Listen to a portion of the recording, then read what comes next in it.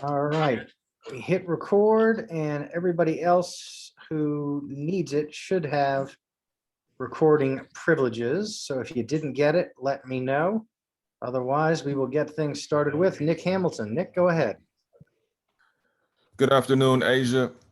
With just a few games left in the season, what are some of the points that you feel like this team needs to continue to work on to improve as you guys make the playoff push and get into the playoffs? Yeah, I think the biggest thing we need to improve on is getting to a quicker start. I think we come out to a slow start sometimes, and it puts us in a bad situation against good teams in this league.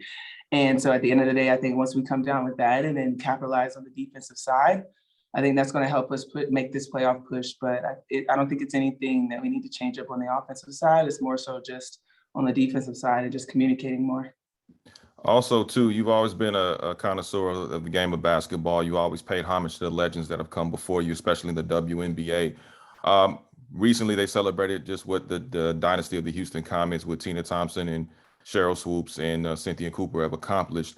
What do those three individuals mean to you as far as just inspiring you, watching you watching them rather, and you being able to kind of just build off of that momentum and use it to your advantage when you got your opportunity to play in the league?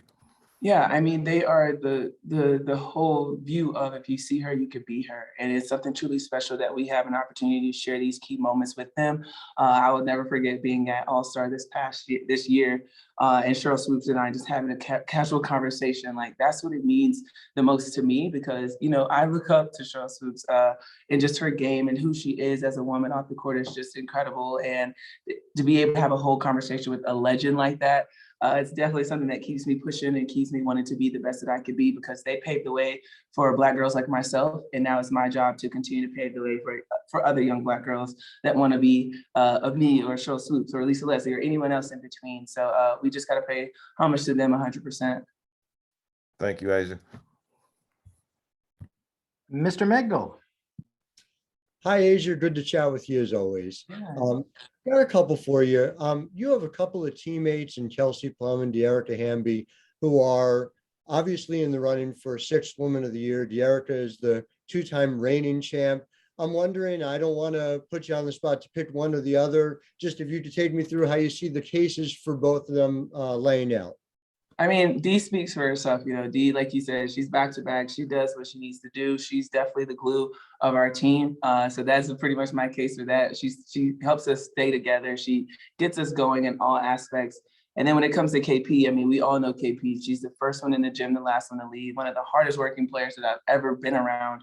I'm so lucky to be her teammate, because I would hate to play against her, because she's just the gnat at a cookout. But she gets the job done on both sides of the floor. She goes 100 miles per hour. She pushes us to our limit. So that's two tough cases for Sixth Woman of the Year, but I'm glad that they're on my team, and it's going to be hard for the league to make that decision, but it could do a coast. So I don't know. But their numbers speak for itself, and I'm just so glad what they bring to the table and to the team is pretty incredible. So I'm glad that I have them on my side. And just related to that, Bill has always, throughout his career, had a lot of players come off the bench and be critical members of his team. What do you think it is about Bill Laimbeer, specifically his teams, that allow there to be so much success among his bench players? Yeah, I think he understands the fact that, you can win with depth on the bench. That's where it really comes from. We always say, we want to get into different teams' benches because we know that they probably can't hang with our bench. So I think that's what's key, especially when it comes to just a championship team, is everyone has their roles. Everyone knows what they need to do.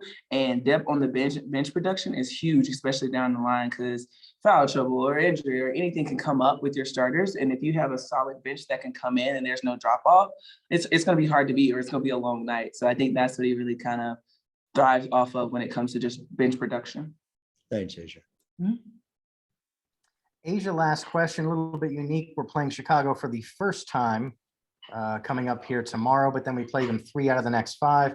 What have you seen watching them on film, particularly out of Candace Parker, since she's been back in the lineup and been making a difference for them? Yeah, I mean, Candace is their motor.